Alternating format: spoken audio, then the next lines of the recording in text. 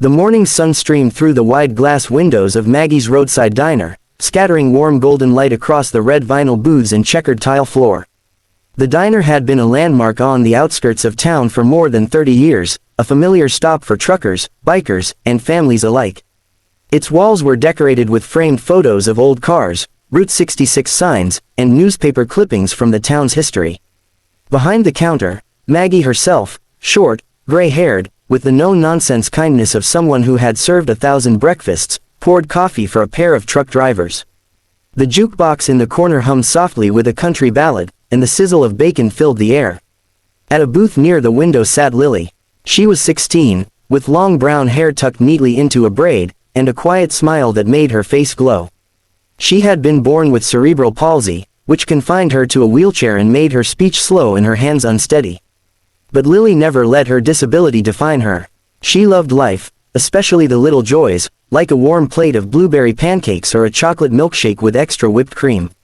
This diner was her safe space. Maggie always made her feel welcome, slipping her extra whipped cream or drawing little hearts in syrup on her pancakes. The waitresses greeted her by name, and the regulars often smiled her way. Lily had learned to navigate a world that wasn't always kind, and this place felt like home.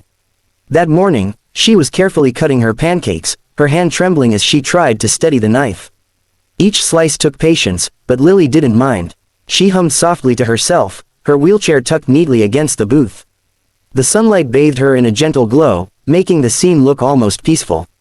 The peace didn't last. The door jingled, and in swaggered 3 high school boys. Their laughter was loud, their footsteps heavy. Lily recognized them immediately. They went to her school.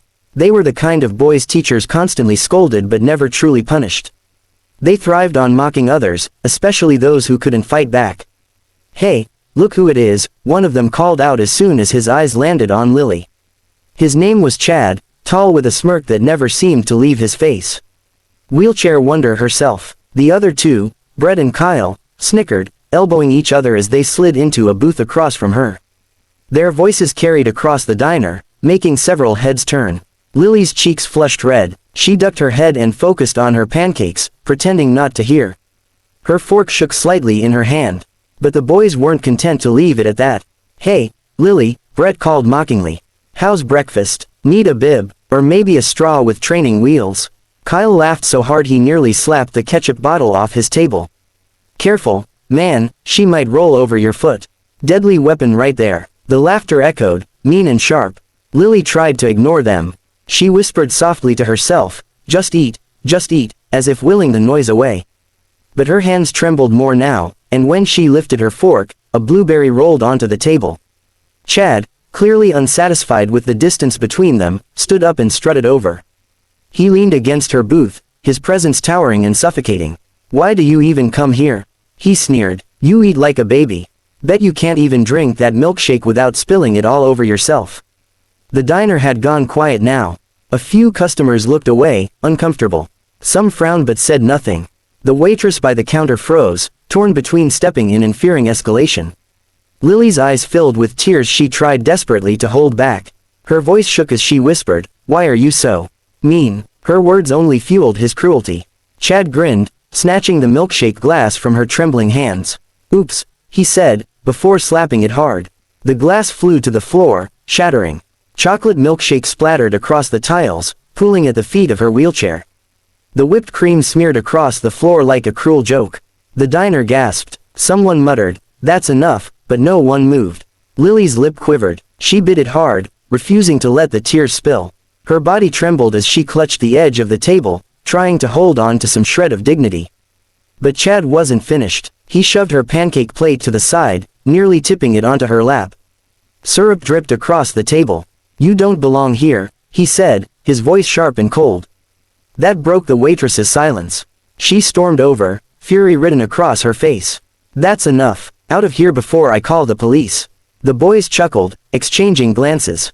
Brett tossed a couple of coins on the counter, the clink of change sounding almost mocking. "Relax, lady," Chad said with a smirk. "We were just having fun." The three sauntered out, laughing as the bell jingled behind them. The diner stayed silent for a long moment. Maggie hurried over with a rag and crouched to clean the mess, her lips pressed tight in anger. "Don't you worry, "Honey," she said gently, looking at Lily. "They won't get away with that forever." But Lily sat there frozen, her face pale, her eyes brimming. She whispered softly, almost too quiet to hear, "Nobody, stop them." The silence of the room was louder than the boys' laughter had been. Every customer felt the weight of shame, shame for witnessing cruelty and doing nothing. A few exchanged guilty glances, but none of them had found the courage to stand up when it mattered. Lily's ruined breakfast was replaced with a fresh plate, and Maggie brought her another milkshake, piling it high with whipped cream. "On the house, sweetheart," she said. Lily nodded weakly, but her appetite was gone. She sat quietly, staring out the window, watching the road beyond. The faint rumble of engines could be heard in the distance, but she didn't notice. The diner felt heavy, like the air itself carried the sting of what had just happened. No one knew it yet, but the silence that morning would not last. Justice was rolling down the highway, and it wore leather and steel. The clock above the counter ticked past 11 a.m., its steady rhythm filling the uneasy quiet that had settled in Maggie's diner. Customers tried to return to their meals, but the weight of what had happened still hung in the air. Lily sat silently at her booth, her new milkshake untouched, her hands folded tightly in her lap. Maggie watched her from the counter, her heart heavy.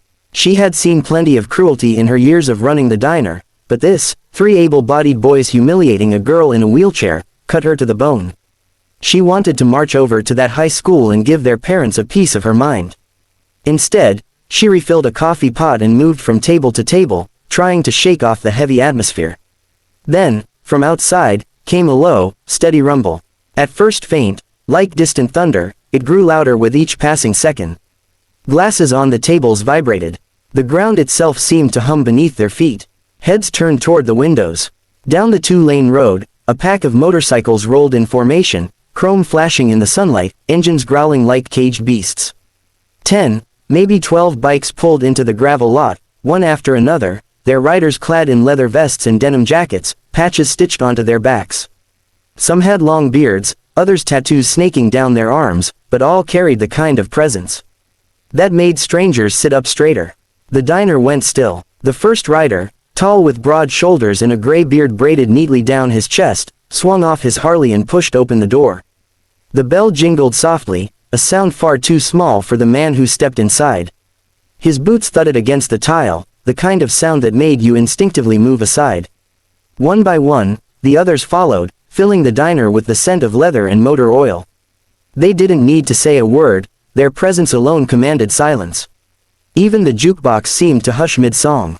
Maggie, never one to be easily rattled, walked over with her notepad. "What'll it be, boys?" she asked, her voice even. But the leader didn't look at her. His gaze had already found Lily, who sat frozen at her booth by the window. Her braid hung loose now, strands falling over her damp cheeks. She looked down quickly, afraid to meet his eyes. The leader's face softened. He walked past Maggie without a word and crouched down beside Lily's wheelchair until he was eye level with her. His rough voice, deep and gravelly from years of riding, gentled in tone. "Sweetheart," he said softly, "I heard what happened here earlier." Lily blinked in surprise. Her voice was barely a whisper. You know." He nodded slowly. "Word travels fast in a town like this. Couple of our boys were fueling up down the road when they saw those punks bragging about what they'd done. Thought it was funny." His jaw tightened. "Didn't sound funny to us." A hush fell across the diner. Every patron leaned closer without meaning to. The biker's expression softened again as he studied her trembling hands. "Now, I don't know why life put you in that chair, but I know this, it takes more guts to face the world the way you do than it does for 3 cowards to swing their fists. You hear me?" Lily swallowed hard. They said I don't belong here." His eyes darkened, but his smile was gentle. "You belong wherever you want, darlin'. This town, this diner, this whole wide world, it's yours just as much as anybody else's." Another biker, a younger man with tattoos running down his arms, stepped forward and set a towering plate of pancakes on her table, stacked higher than her head and dripping with syrup. "On us," he said simply. Another placed a tall milkshake in front of her, whipped cream piled high, sprinkles scattered on top. "With extra everything," he added with a grin. For the first time since the bullies had left, Lily's lips curved into a small, hesitant smile. But just as relief began to seep into the room, the bell over the door jingled again. The laughter that followed was unmistakable. The bullies had returned. They strolled in as if they owned the place, still riding the high of their earlier cruelty. Chad smirked, tossing his baseball cap backward. "What's up, losers? Miss us?" His voice trailed off when he noticed the diner had gone completely silent. Every eye was fixed not on him, but on the wall of leather and steel standing between him and Lily. The bikers rose slowly from their seats, their boots thudding against the floor as they formed a line. Their presence filled the small diner like a storm rolling over the plains. Chad's smirk faltered. We were just." The gray-bearded leader stepped forward, arms crossed over his chest. His voice rolled like thunder. "You boys got a lot of nerve. Putting hands on a girl who can't fight back. You think that makes you men?" Brett stammered, "We didn't mean." The leader took another step closer, towering over them. "I've seen real men, fought beside him, buried some, too, and I'll tell you this, real men protect the weak. Real men don't slap milkshakes out of a girl's hand to feel big." Kyle swallowed hard, his bravado gone. "We were just messing around." The bikers laughed, but there was no humor in it, only steel. One of them leaned forward, his voice low and dangerous. "Messing around ends today. You hear me, boys? If we ever hear you laid a hand on her, or anyone else, you'll answer to us." The boys' faces turned pale. They muttered apologies, backing toward the door so quickly they nearly tripped over themselves. The bell jingled again as they scrambled out, their laughter long gone. The diner erupted into applause. Some clapped, others whistled, and Maggie herself banged a coffee mug on the counter in approval. Lily, cheeks flushed, looked up at the leader. "Thank you," she whispered. He smiled, softer now. "Don't thank us, darlin'. You already did the hardest thing, sitting here with your head held high. You're tougher than any of us." She smiled for real this time, a bright, radiant smile that lit up her whole face.